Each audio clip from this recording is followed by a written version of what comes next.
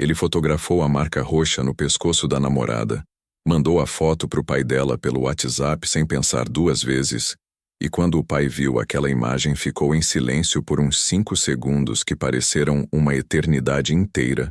Depois respondeu apenas 4 palavras que fizeram ela entrar em pânico total. "Tô indo aí agora."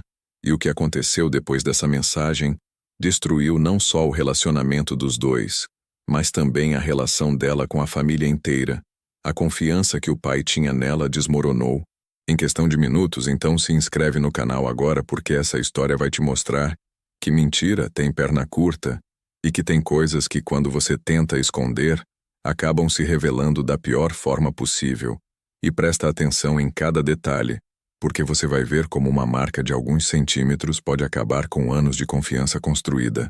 Tudo começa numa sexta-feira à noite comum, em Florianópolis, bairro Trindade, apartamento pequeno mas arrumado onde morava Lucas, de 26 anos, programador que trabalhava home office, namorado há 3 anos da Júlia, de 24, designer gráfica numa agência de publicidade, relacionamento que todo mundo achava perfeito porque eles eram aquele casal que postava foto junto, que comemorava aniversário de namoro todo mês, que os amigos invejavam de tão grudados que eram, mas por trás das fotos bonitas, estava começando a aparecer rachadura, e naquela sexta específica, ia ficar muito claro que nem tudo que brilha é ouro de verdade.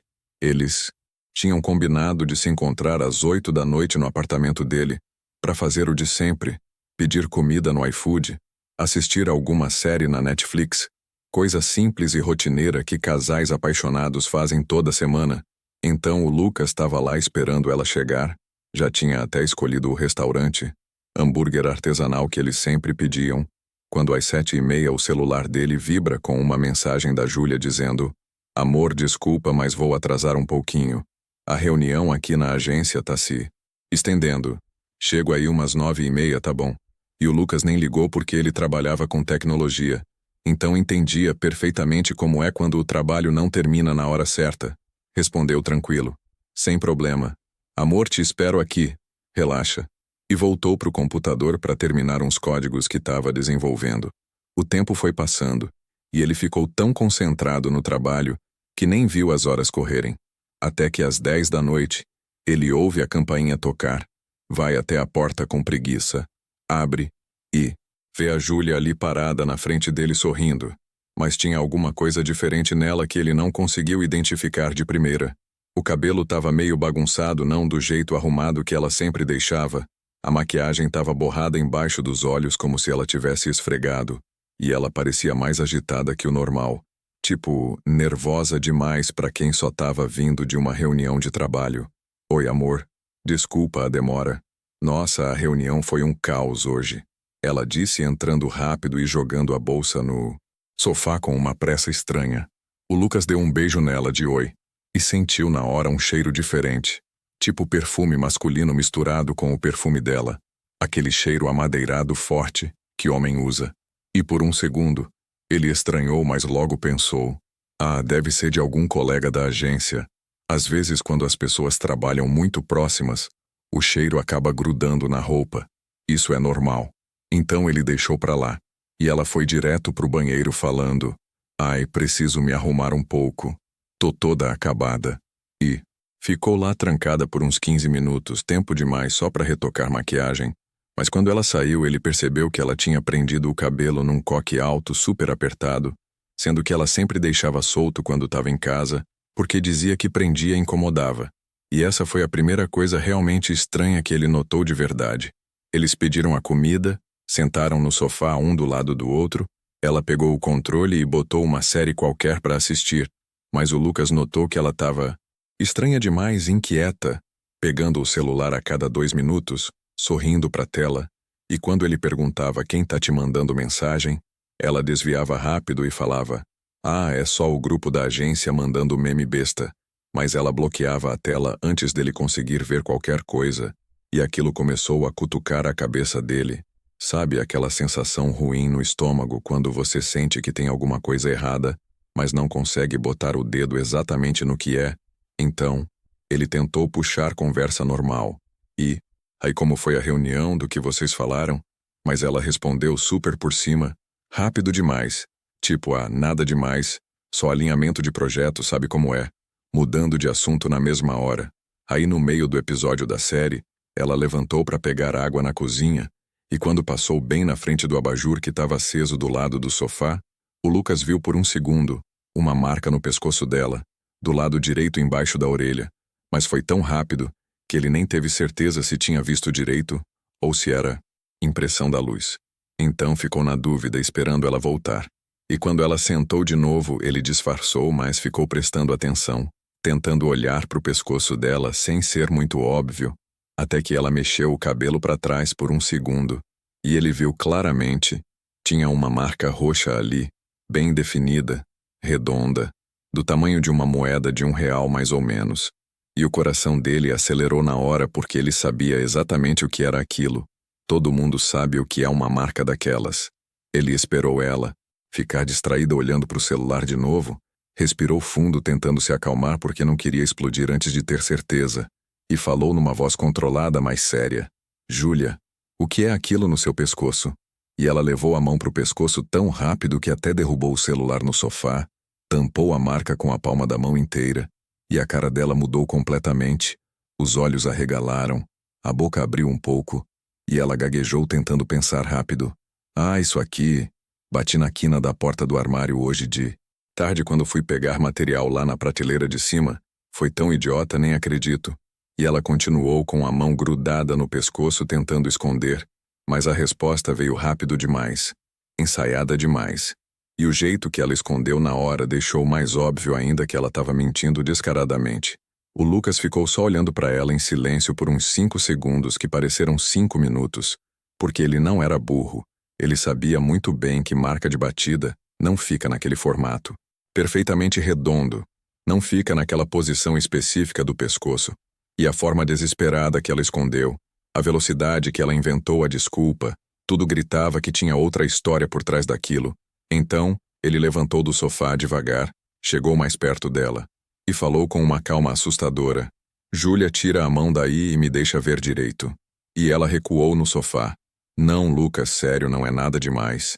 Tá doendo um pouco, mas amanhã passa. Tentando manter a mentira. Mas a voz dela tremia.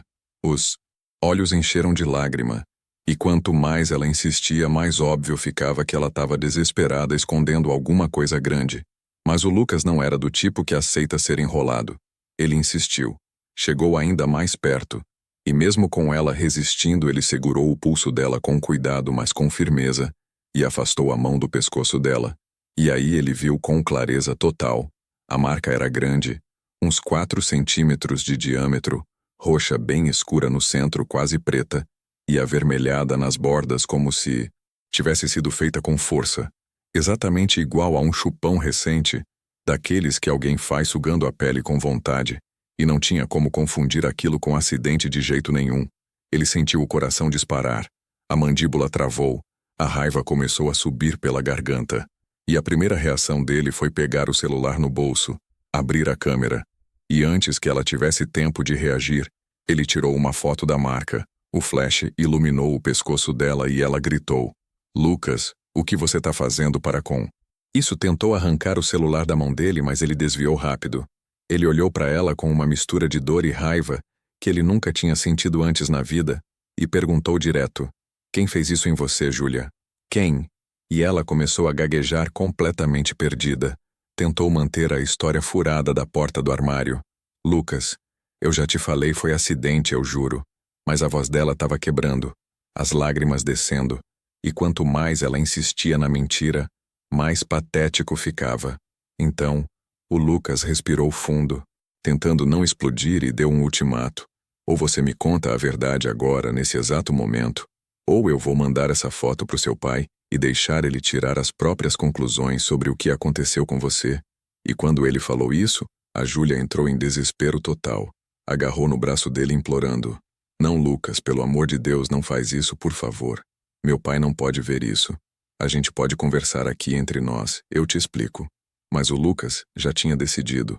Ele conhecia o pai dela, seu Mário, de 60 anos, homem tradicional daqueles antigos, viúvo que tinha criado a Júlia, E a irmã sozinho depois que a esposa morreu de câncer quando elas eram pequenas. Tinha trabalhado feito um condenado a vida inteira para dar educação boa para as duas. E ele tratava o Lucas como filho. Sempre dizia que dormia tranquilo sabendo que a filha estava com um cara direito de família. Então o Lucas sabia que se o pai dela visse aquela foto, ia ser o caos total. E foi exatamente por isso que ele fez. Abriu o WhatsApp sem pestanejar, procurou o contato do seu Mário, anexou a foto do pescoço e digitou uma mensagem curta e direta. Seu Mário, o senhor pode me explicar o que é isso no pescoço da Júlia? Ela tá dizendo que bateu numa porta, mas eu sinceramente não tô acreditando nessa história. E mandou. A Júlia soltou um grito abafado de desespero. Tentou pegar o celular, mas ele levantou o braço. Ela caiu de joelhos no chão implorando. Lucas, deleta isso agora. Meu pai vai me matar, ele não pode ver. Mas o Lucas não voltou atrás. Deixou a mensagem ali enviada com 2 risquinhos cinzas esperando ser entregue. E eles ficaram ali os dois parados num silêncio pesado e tenso, ela chorando no chão de mãos no rosto, ele de pé segurando o celular com as mãos tremendo de raiva, até que os risquinhos ficaram azuis mostrando que foi lido, e aí começou a aparecer aquelas 3 bolinhas na tela, mostrando que o seu Mário estava digitando, subindo e descendo por uns 30 segundos que pareceram uma eternidade, até que finalmente a resposta chegou. E eram apenas 4 palavras simples, mas que carregavam um peso enorme. Tô indo aí agora. Quando a Júlia viu a mensagem na tela, ela desabou completamente. Começou a chorar alto sem controle, porque sabia que o pai que tinha dedicado a vida inteira para criar ela direito, que confiava nela cegamente, que sempre disse que ela era o orgulho dele, ia aparecer ali para cobrar satisfação pessoalmente, e não tinha mais volta, não tinha como desfazer. Não tinha desculpa que ia salvar ela daquela. Então o Lucas guardou o celular no bolso, foi até a cozinha, encheu um copo de água, tomou tentando se acalmar, enquanto ela continuava sentada no chão soluçando e repetindo baixinho, o que eu fiz, meu Deus, o que eu fiz. E ele só conseguiu pensar que ela não estava arrependida de ter feito, ela estava arrependida de ter sido pega, que é completamente diferente. Ela levantou do chão depois de um tempo, foi pro banheiro, lavou o rosto, voltou e sentou no sofá longe dele. E eles ficaram ali os dois sem trocar uma única palavra por uns 20 minutos que foram os 20 minutos mais longos e desconfortáveis da vida dos dois. Só o som do relógio da cozinha marcando os segundos, até que finalmente tocou a campainha. E o Lucas levantou, foi até a porta, abriu e viu o seu Mário parado ali no corredor com uma expressão no rosto que ele nunca tinha visto naquele homem antes. Uma mistura de decepção profunda, raiva contida e tristeza que partia. O coração. Cadê minha filha? Foi tudo que ele perguntou sem nem cumprimentar, com a voz grossa e controlada. E o Lucas só apontou para o sofá onde a Júlia estava sentada de cabeça baixa, tremendo inteira. O pai entrou no apartamento, fechou a porta atrás dele com cuidado, ficou de pé parado no meio da sala olhando para a filha por uns 5 segundos, antes de falar com aquela voz de autoridade de pai decepcionado. Levanta daí e me mostra seu pescoço agora. E a voz dele era tão séria, tão carregada de decepção, que a Júlia obedeceu no automático, levantou toda encolhida, soltou o cabelo do coque deixando cair nos ombros, virou o rosto pro lado e mostrou o pescoço. E ali com a luz do teto a marca ficava ainda mais óbvia, impossível de negar. E o seu Mário deu 2 passos para frente, olhou de perto inclinando a cabeça e perguntou com a voz tremendo de raiva mal controlada: quem foi que fez isso em você? E ela tentou começar a chorar de novo balbuciando: pai, foi um acidente, me escuta. Mas ele levantou a mão cortando ela no meio da frase. Não me vem com mentira, Júlia. Eu criei você desde pequena. Eu sei quando você tá mentindo pra mim. Então para de me desrespeitar e me conta a verdade agora. E foi nesse momento que ela quebrou por completo. Caiu de joelhos ali mesmo no meio da sala. Começou a soluçar descontrolada. E entre lágrimas e engasgos, ela confessou tudo sem conseguir mais segurar. O nome era Diego, colega de trabalho da agência dela, coordenador de projetos, 10 anos mais velho que ela, casado com 2 filhos pequenos, e os dois vinham trocando mensagens escondido fazia uns 2 meses, Começou com conversas bobas sobre trabalho, mas foi evoluindo para flerte, para chamadas de vídeo tarde da noite, para mensagens que iam muito além do profissional. E naquela sexta-feira, depois do expediente, quando todo mundo já tinha ido embora, ele chamou ela para tomar uma cerveja num bar perto da agência. Só para relaxar, ele disse. E ela aceitou mesmo sabendo que era errado. Tomaram uns drinks, conversaram, riram de piadas internas. E quando ela percebeu, eles já estavam dentro do carro dele, estacionado num lugar escuro e vazio, se pegando com toda a força acumulada de 2 meses de tensão. Ela contou que foi ele quem fez aquela marca no pescoço dela no meio do momento. Ela nem percebeu direito na hora porque estava tudo acontecendo rápido demais. Só viu quando chegou em casa correndo, olhou no espelho e deu de cara com aquela marca roxa enorme impossível de esconder. E aí bateu o pânico, porque ela sabia que não ia conseguir inventar desculpa boa pro Lucas. Tentou cobrir com maquiagem, mas a marca era grande demais. Não disfarçou nada. Então, quando estava vindo pro apartamento dele, ela improvisou aquela história idiota da porta do armário porque não conseguiu pensar em nada melhor. E agora estava ali confessando tudo na frente do pai e do namorado, destruindo os 2 relacionamentos mais importantes da vida dela de uma vez só. E o Lucas ouviu aquilo tudo sentindo como se tivesse levado vários socos seguidos no estômago. 3 anos de namoro, 3 anos acreditando que ela era diferente, que o que eles tinham era especial, para descobrir que fazia 2 meses ela vinha enganando ele pelas costas. O pior de tudo não era nem a traição em si, era o fato de que ela não ia contar, ia deixar ele acreditando na mentira se ele não tivesse insistido. Ia continuar fingindo que era a namorada perfeita enquanto se encontrava com outro por trás. Então o Lucas pegou as chaves do carro na mesinha da entrada, olhou para o seu Mário e falou com a voz cansada. Eu vou sair para dar uma volta. Quando eu voltar, eu quero que ela não esteja mais aqui, por favor. E saiu do apartamento sem olhar para trás nenhuma vez, desceu para o estacionamento, entrou no carro e dirigiu sem rumo pela cidade por mais de 1 hora. Parou num posto de gasolina vazio, sentou ali no meio-fio mesmo e chorou sozinho ali embaixo da luz artificial das bombas, sem se importar se alguém passasse e visse, porque tem hora que a gente precisa desabar completamente para conseguir começar a se reerguer depois. Enquanto isso, de volta no apartamento, o seu Mário olhou para a filha ainda ajoelhada no chão, chorando, e falou devagar, mas com uma firmeza que cortava. Você não decepcionou só o Lucas, você decepcionou a mim. Decepcionou a memória da sua mãe que tá lá em cima olhando. Eu te criei sozinho depois que sua mãe morreu. Trabalhei 2 empregos para você e sua irmã não passarem necessidade. Te pus numa faculdade boa. Te ensinei valores, te ensinei respeito. E você fez isso, traiu um homem bom que te amava de verdade com um cara casado com filho. E ainda mentiu na minha cara quando eu te perguntei. Então agora você vai levantar daí, vai pegar suas coisas e vai sair desse apartamento, porque eu não vou passar a mão na sua cabeça dessa vez. Você é adulta e vai lidar com as consequências das suas escolhas. A Júlia tentou argumentar entre soluços. Pai, pelo amor de Deus, me perdoa.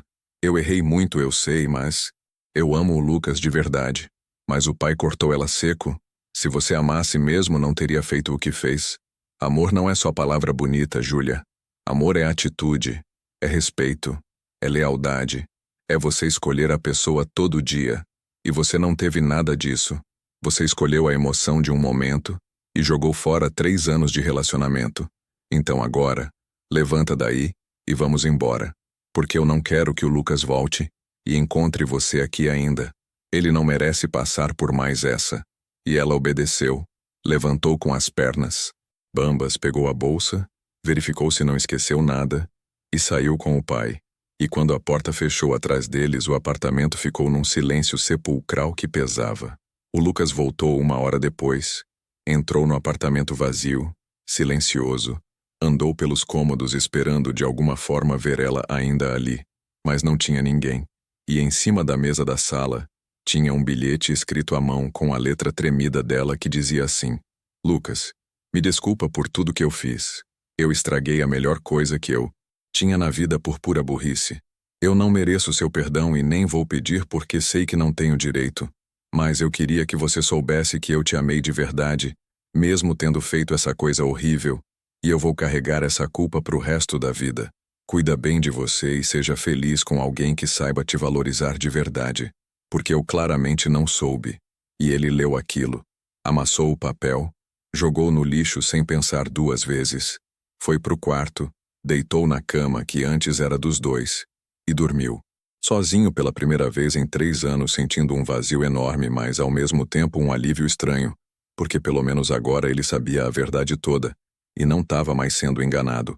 Nos dias seguintes a história se espalhou que nem fogo em mato seco, porque o irmão do Diego, aquele cara com quem ela tinha se envolvido, descobriu as mensagens no celular dele por acaso, contou para a esposa do Diego, que obviamente ficou fora de si, foi até a agência fazer um escândalo imenso na frente de todos os funcionários gritando e xingando. A Júlia foi demitida por justa causa por conduta inadequada no ambiente de trabalho. O Diego também foi mandado embora. A esposa dele entrou com divórcio na mesma semana, pegou a guarda total dos filhos e ainda uma pensão pesada porque tinha provas da traição, e a vida de todo mundo envolvido naquela situação virou um caos absoluto, mas o Lucas pelo menos teve a dignidade de terminar na hora certa, de não aceitar mentira, de não tentar salvar algo que já estava morto, e isso fez toda a diferença no jeito que ele conseguiu seguir em frente. 3 meses depois do episódio, ele conheceu outra pessoa, Amanda, enfermeira de 28 anos, numa festa de aniversário de um amigo em comum. Ela tinha um sorriso lindo, jeito simples e verdadeiro, e quando ele contou a história do relacionamento anterior durante uma conversa, ela não julgou ele, não ficou com pena, só olhou nos olhos dele e disse uma coisa que marcou: "Olha, todo mundo erra na vida. O importante é que você teve coragem de não aceitar ser enganado. Tem muito homem que vê os sinais claros de traição e prefere fingir que não viu porque tem medo de ficar sozinho. Mas você não fez isso. Você confrontou na hora, exigiu a verdade e teve coragem de terminar mesmo doendo. Isso mostra que você é um cara de valor que se respeita." E essas palavras fizeram o Lucas entender finalmente que ele tinha feito a coisa certa, mesmo doendo absurdamente na época. Porque se ele tivesse relevado, se tivesse aceitado as desculpas furadas dela, ia ter ficado preso num relacionamento sem confiança nenhuma, vivendo em paranoia constante, checando o celular dela toda hora, desconfiando de cada atraso, de cada reunião, de cada mensagem, e isso não é vida. Isso é prisão emocional que vai corroendo a pessoa aos poucos. Então, melhor ter cortado na hora mesmo sendo doloroso, do que ter deixado aquilo apodrecer mais ainda. E hoje, quase 1 ano depois daquele episódio todo, o Lucas namora a Amanda. E ele diz que, pela primeira vez na vida adulta dele, ele entende o que é ter um relacionamento de verdade, baseado em confiança real, onde ele não precisa ficar vigiando o celular, onde ele não acorda de madrugada com medo de estar sendo traído, onde ele tem paz. E isso não tem preço. Quanto a Júlia, ele soube por terceiros que ela voltou para a cidade natal dela no interior, tá morando com o pai de novo, conseguiu um emprego num escritório pequeno de contabilidade, e segundo as pessoas que mantiveram contato, ela mudou muito, ficou mais fechada, mais quieta, perdeu aquele jeito extrovertido que ela tinha, e carrega visivelmente o peso de ter destruído um relacionamento bom por causa de uma decisão idiota de uma noite que durou algumas horas, mas cujas consequências vão durar anos. E a lição mais importante que fica dessa história toda é que se você tá num relacionamento e cometeu um erro, por maior que seja, não tenta esconder, não inventa mentira furada, achando que vai dar certo, porque mentira, sempre, vem à tona, sempre. Mais cedo ou mais tarde a verdade aparece. E quanto mais você tenta encobrir, pior fica quando finalmente estoura. Então, se você errou, assume logo. Pede desculpa de verdade. Aceita as consequências do que você fez. Porque pelo menos assim você mantém um mínimo de dignidade e respeito próprio. E dá chance para outra pessoa decidir com base na verdade se quer continuar ou não. E se você tá do outro lado, se você é quem descobriu que foi traído, não aceita mentira, não aceita meia verdade. Não tenta salvar algo que a outra pessoa já destruiu por conta própria. Porque você merece alguém que te escolha todo dia, de forma consciente, que te respeite de verdade, que não te coloque em situação de humilhação. E existe muita gente boa por aí esperando encontrar alguém que saiba amar de verdade sem joguinhos. Então não desperdiça seu tempo e sua saúde mental com quem não te valoriza do jeito que você merece. Se você chegou até aqui nessa história, comenta aí embaixo e me conta o que você faria no lugar do Lucas. Você mandaria a foto pro pai dela? Ou tentaria resolver só entre vocês dois, sem envolver família? Você acha que ele fez certo em expor ela daquele jeito? Ou devia ter dado uma segunda chance para ela explicar melhor? E conta também se você já passou por alguma situação parecida na vida. Já pegou alguém mentindo descaradamente e teve que tomar uma decisão difícil dessas de terminar ou perdoar? Compartilhe a sua experiência aí nos comentários que todo mundo aqui quer saber como foi. E não esquece de deixar aquele like maroto no vídeo, de compartilhar com aquele amigo ou amiga que precisa ouvir uma história dessas, de se inscrever aqui no canal Confissões Reais e ativar o sininho das notificações para não perder nenhum dos próximos relatos que vem por aí. Porque aqui a gente traz histórias reais sobre relacionamentos, sobre traições, sobre decisões difíceis, sobre erros que a gente comete e lições que a gente aprende do jeito mais doloroso. E quanto mais gente assistir e compartilhar esses vídeos, mais gente vai conseguir evitar cometer os mesmos erros. Então faz tua parte e espalha. Manda no grupo da família. Manda no status do WhatsApp. Porque tem muita gente por aí que precisa entender que respeito e lealdade não são opcionais num relacionamento. São a base de absolutamente tudo. E sem essa base, não tem amor que se sustente a longo prazo. Não tem futuro que se construa junto. Então valoriza quem te valoriza e não aceita menos do que você merece.